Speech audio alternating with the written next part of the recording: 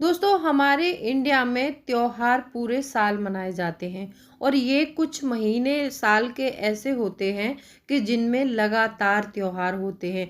अभी रक्षाबंधन गया तो जन्माष्टमी आई, जन्माष्टमी गई है तो नवरात्रे आएंगे, करवा चौथ आने वाला है, दीपावली आने वाली है। दीपावली हमारे हिंदुस्तान में सबसे बड़ा त्योहार है और इसको बहुत धूमधाम से मनाया जाता है और इसमें बहुत सारे लोगों की मतलब जेब एकदम ढीली हो जाती है। ऐसे ही मेरी एक सब्सक्राइबर हैं, कल उनका कमेंट आया था कि दीदी दीपावली में अपने पैसों को कैसे बचाना है और दीपावली कम पैसों में हम कैसे बजट बनाएं दीपावली का, वो हमें कुछ बताइए। तो आज की वीडियो बहुत इम्पोर्टेंट है और महिलाएं होती ही ऐसी हैं, उनको हर चीज़ में बचत करनी होती है और ये एक बहुत अच्छी आदत होती है हम महिलाओं के अंदर। जो महिलाएं बचत के बारे में और घर के बारे में सोचती हैं वो बहुत अच्छे से अपने घर को ग्रो करती हैं। तो आज की वीडियो में 5 पॉइंट्स हैं, पांचों पॉइंट बहुत महत्वपूर्ण हैं। पॉइंट रहेंगे कि इस दिवाली अपने पैसे कैसे बचाएं। वीडियो बहुत इंटरेस्टिंग है तो वीडियो के एंड तक ज़रूर बने रहिएगा। और अभी तक आप लोगों ने अपने इस क्रिएटिव चौहान चैनल को सब्सक्राइब नहीं किया है तो दोस्तों आपसे एक रिक्वेस्ट है, प्लीज़ सब्सक्राइब करिए अपने इस चैनल को और बेल आइकन को भी ज़रूर प्रेस कर दीजिएगा ताकि ऐसी ही इंटरेस्टिंग वीडियो की नोटिफिकेशन आपको मिलते रहे। दोस्तों वीडियो पसंद आए तो एक लाइक ज़रूर कर दीजिएगा। तो चलिए स्टार्ट करते हैं वीडियो को। सबसे पहला पॉइंट आता है, दीपावली में यदि आपको पैसा बचाना है तो सबसे पहला काम जो करना होगा, आपको जो भी खरीदना चाहते हैं उसकी एक लिस्ट बनानी होगी। देखो लिस्ट बनाने से होता क्या है, अब ये मत बोलना कि ये तो आप हर वीडियो में बताते हो कि लिस्ट बनाओ लिस्ट बनाओ। वो डेली रोज के खर्चे होते हैं। डेली रोज के खर्चे हमारे घटते बढ़ते रहते हैं। त्योहारों का खर्च ऐसा होता है कि यहाँ पर बहुत पैसा खर्च होता है। होम डेकोर का आइटम लाना है या घर में हमें पेंट वगैरह करवाना है तो वो करवाना है, तो उसके लिए हमें पहले से प्रिपरेशन करनी चाहिए और सारे खर्चों का बजट बनाना चाहिए। देखो ऐसा होता है कि दीपावली त्योहार और इन सब के नाम पर ना हम लोग बहुत इमोशनल हो जाते हैं और बहुत सारा पैसा खर्च करते हैं।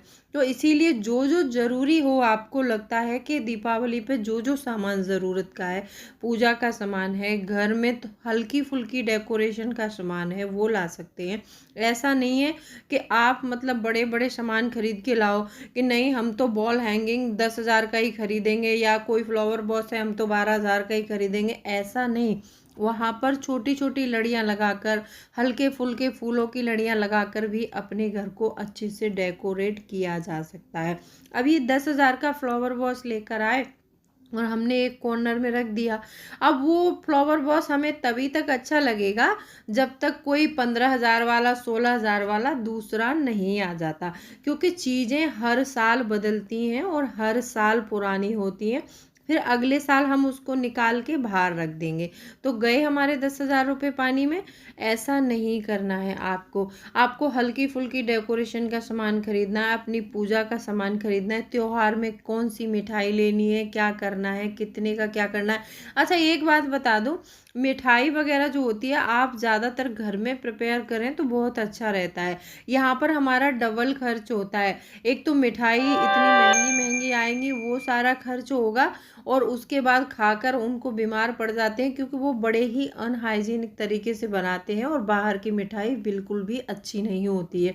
तो आप मिठाइयाँ वीडियो देखकर घर में ही और कम पैसे में ही प्रिपेयर कर सकते हैं। तो आप एक चीज़ ये भी ध्यान रखिएगा। और सबसे पहला पॉइंट तो यही था कि जो भी सामान चाहिए उसकी लिस्ट बना लो ताकि आपका समय भी बचे और पैसे भी बचें। दूसरा पॉइंट आता है कि आकर्षक डील और सेल डिस्काउंट का फ़ायदा ज़रूर उठाएं। अच्छा यहाँ पर एक बात याद रखना, फ़ायदा उसी चीज़ पर उठाना है जो चीज़ आपको खरीदनी है। ऐसा नहीं करना है कि आपको लेनी है एक छोटी बाइक और आप ले रहे हैं, उसके चक्कर में डील अच्छी लग रही है आपको, आपने बड़ी गाड़ी खरीद ली। ऐसा मत करना। जो चीज़ आपको चाहिए उन्हीं चीज़ों के बारे में सर्च करना और उन्हीं पर देखना कि किस पर कितना ऑफ़र है। जहाँ भी आपको अच्छा ऑफ़र मिले, अच्छी डील मिले, वहाँ से ख़रीद लेना उस सामान को, ठीक है। क्योंकि बहुत सारे लोग ऐसा भी करते हैं, सेल और ऑफर के चक्कर में वो सामान भी खरीद लेते हैं कि जिनकी उनको नीड नहीं होती है, और वो बेफिजूल का फिर आपके घर में पड़ा रहता है। आपको जो नीड हो, आपको लगता है कि दीपावली पे हमें बाइक खरीदनी, तो बाइक पर ऑफर देखो। दीपावली पर हमें फोर व्हीलर खरीदना है तो फोर व्हीलर पर देखिए। दीपावली में हमको टीवी लेनी है या फिर वॉशिंग मशीन लेनी है, कोई भी आइटम हो सकता है, क्योंकि दीपावली पर अच्छे ऑफर्स चलते हैं। तो ऑफर्स में आपको काफ़ी सामान सस्ता मिल जाता है। लेकिन खरीदना वही सामान जो आपको नीड हो। ऐसा नहीं करना कि आपको नीड थी आपको बाइक की और आपने खरीद ली कार, फिर उसकी ईएमआई नहीं दी जा रही है, पैसे बहुत ज़्यादा खर्च हो गए हैं, घर का खर्च नहीं चल रहा है, कर्जे करने पड़े, ये सारी चीज़ें मत करना, इनसे दूर रहना, ठीक है। तीसरा पॉइंट आता है कि खरीदी जाने वाली चीज़ों की अलग अलग ब्रांड की में कीमतों की तुलना करें। कोई भी चीज़, जैसे मान लो आप किसी ब्रांड की खरीद रहे हैं, तो आप वही सामान दूसरे ब्रांड का देखिए। वही सामान इस दुकान से खरीद रहे हैं, कहीं 4 दुकान आगे जाके देखिए। मतलब कीमतों में कंपैरिजन करिएगा कि कहीं पर वो सामान हमें 100 रुपये का मिल सकता है, तो कहीं किसी अदर ब्रांड का होगा, सामान की क्वालिटी वही होगी, लेकिन ब्रांड चेंज होने पर यहाँ पर बहुत सारी कीमतें गिर जाती हैं किसी किसी सामान की। जैसे कोई पर्टिकुलर एक सामान है, किसी अलग ब्रांड का है तो 100 रुपये का है, किसी अलग ब्रांड का है दूसरे का तो वो 80 रुपये का मिल रहा है। तो ऐसे करके ये सारी चीज़ों में डिफरेंस ज़रूर क्रिएट करना, और वो अपना समय निकाल कर करना है। यदि आप ऑनलाइन परचेसिंग कर रहे हैं तो ऑनलाइन दूसरे दूसरे स्टोर पर आप जो है चेकआउट ज़रूर कीजिए कि घर की ग्रोसरी हमें यहाँ पर कितने की पड़ रही है, दूसरे अदर वेबसाइट पर कितने की पड़ रही है, या फिर हम मॉल से ले रहे हैं तो मॉल में हमें कितने का एस्टिमेट आ रहा है, और यदि हम बाहर से लेंगे तो कितने का एस्टिमेट आ जाएगा। मेरी राय तो ये है कि ज़्यादातर कॉलोनी में जो छोटी दुकानें होती हैं उनसे परचेस करना चाहिए, क्योंकि वहाँ पर क्या है कि वो सामान खुद तौल कर देते हैं। हम लिस्ट लेकर जाते हैं, हम उनको सामान बताते हैं, वो सामान पूरा मेज़र करके हमको दे देते हैं, ठीक है। और मॉल्स में क्या होता है कि एक के बदले हम 2 सामान उठा लेते हैं, क्योंकि एक के साथ एक फ्री का ऑफ़र चल रहा है। अब वो फ्री का ऑफ़र तो चल रहा है, लेकिन हम वहाँ पर नहीं देखते हैं कि इसकी एक्सपायरी डेट कितनी है। लाके वो सारा सामान हमने अपनी पेंट्री में रख दिया, वो एक्सपायर हो गया 1 महीने बाद ही, 2 महीने बाद ही। ज़्यादातर मैंने देखा है सेल में वही सामान लगाया जाता है जिसकी महीने 2 महीने एक्सपायरी डेट बची हो, वही लगाते हैं वो लोग। ज़्यादातर मैंने पहले देखा है, क्योंकि मैं जब भी कभी मॉल वगैरह जाती हूँ तो पहले चेकआउट करती हूँ कि कौन सी चीज़ कितने डेट तक है। जब मुझे लगता है कि ये 6-7 महीने चल सकती है तो ही मैं परचेस करती हूँ, अदरवाइज़ मैं परचेस नहीं करती हूँ। या फिर मुझे लगता है कि 8 से 10 दिन में या 12 दिन में मुझे ज़रूरत पड़ने वाली है, यूज़ हो जाएगा, तो ही परचेस करती हूँ। और हमेशा कीमतों में मैं मतलब जो है डिफरेंस ज़रूर देखती हूँ कि इतनी इस ब्रांड की दाल कितने की है, दूसरे ब्रांड की कितने की है। क्योंकि अभी मैंने ग्रोसरी मंगाई थी एक वेबसाइट से, मैं वेबसाइट का नाम नहीं लूँगी, वहीं पर अरहर की दाल 174 की थी, वहीं पर 145 रुपये की 1 केजी मिली मुझे। तो मैंने वहीं से परचेस की जहाँ से 1 केजी मुझे 145 की मिली। तो ऐसे ही बहुत सारी चीज़ें हैं हमारे किचन में जिनमें आप डिफरेंस करके ज़रूर देखना, तो आप पैसे ज़रूर बचा सकते हैं। थोड़ी सी समझदारी से हमारा काफ़ी सारा पैसा बच सकता है। चौथा पॉइंट आता है, यदि आप क्रेडिट कार्ड यूज़ करते हैं तो क्रेडिट कार्ड पर काफ़ी सारे ऑफर्स मिलते हैं। कैशबैक और रिवॉर्ड्स का फ़ायदा भी ज़रूर उठाएं आप दीपावली पर, क्योंकि त्योहारों में काफ़ी ज़्यादा कैशबैक मिलता है, काफ़ी ज़्यादा रिवॉर्ड पॉइंट मिलते हैं, तो उनसे हम अच्छी अच्छी खरीदारी कर सकते हैं। बहुत सारे सामान हमें सस्ते रेट में मिल जाते हैं, बहुत सारे क्रेडिट कार्ड ऑफर देते हैं। लेकिन क्रेडिट कार्ड का यूज़ आपको सोच समझकर और सावधानी से करना है, और त्योहारों के चक्कर में और अपने किसी भी उसमें आकर के इतना मत कर लेना कि आपको अगले महीने पेमेंट ड्यू हो जाए और आपको काफ़ी सारा ब्याज भरना पड़े। जितना आपने त्योहार में खुश हुए थे ना, त्योहार के बाद उतना ही दुख भी होगा। तो ऐसा मत करना।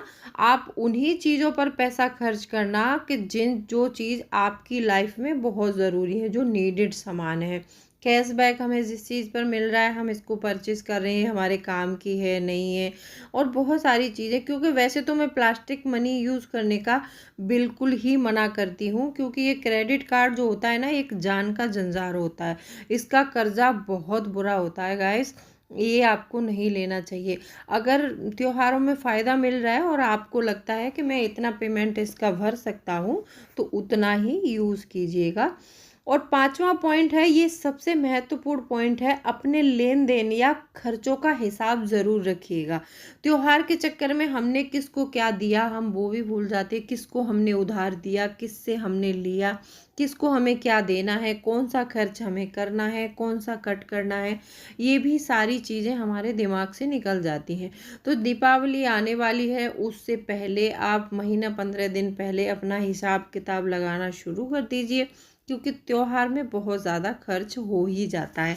तो किसके लिए कपड़े खरीदने हैं, किसके लिए कितना देना है, किससे क्या लेना है, इस सारी चीज़ों का बैठ करके बजट बनाइएगा, ठीक है। और इसमें महिलाओं की राय लेना बहुत ज़रूरी है, क्योंकि जो घर की महिलाएं होती हैं ना, वो बहुत ज़्यादा पैसा किसी भी चीज़ पर खर्च नहीं करती हैं। मैं इस बात को डेफिनेटली कह सकती हूँ, क्योंकि मैं इतना ज़्यादा खर्च नहीं करती हूँ। मेरे हस्बैंड और मैं हमेशा मिलकर ही दोनों बजट बनाते हैं, और हमेशा खर्चों को हम पहले से डिसाइड करके रखते हैं। जो खर्च हमने डिसाइड किए होते हैं वो तो हमें करने ही करने हैं, और उनके लिए हम कैटेगरी वाइज पैसा भी अलग अलग अकाउंट में ट्रांसफ़र कर लेते हैं दोनों मिल करके। क्योंकि मैं घर चलाती हूँ, तो मैं घर के सारे खर्चों के, जैसे रेंट हो गया, ग्रोसरी हो गया, बिजली का बिल हो गया, ये सारी चीज़ों के पैसे वो मेरे खाते में ट्रांसफ़र कर देते हैं। तो मैं वो अपने अकाउंट से सारा सब कुछ चलाती हूँ। पूरे महीने में मुझे वेजिटेबल कितने दिन लेके आनी पड़ती है, कितना पैसा मेरा फ्रूट्स पर जा रहा है, कितना मेरा पैसा जो है मैं किचन में खर्च कर रही हूँ, कितना सामान क्या कर रही हूँ, वो सारा घर का मैं खुद देखती हूँ। और बाहर का जो ईएमआई है किसकी कितनी जानी है, वो मेरे हस्बैंड देखते हैं। और कितना मुझे अपना जो है निवेश करते हैं हम, उसको निवेश को कितना भरना है, मैं भी अलग करती हूँ अपना। हम लोग शेयर मार्केट में दोनों इन्वेस्ट करते हैं। तो हम दोनों पैसे को बांट लेते हैं, और उसके हिसाब से हम अपना निवेश और वो दोनों अलग अलग देखते हैं। तो हम लोग और वो मेरी राय हमेशा लेते हैं कि किस में कितना खर्च करना है, हम दोनों मिलके अपने घर का बजट बनाते हैं। तो आई होप आपको वीडियो पसंद आई होगी। वीडियो पसंद आई है तो वीडियो को लाइक शेयर करके और चैनल को सब्सक्राइब ज़रूर कर दीजिएगा। तो चलिए, मिलती हूँ अगले वीडियो में, तब तक के लिए bye bye. Thanks for watching. और कोई भी क्वेरी है तो आप मुझे कमेंट सेक्शन में लिख सकते हैं।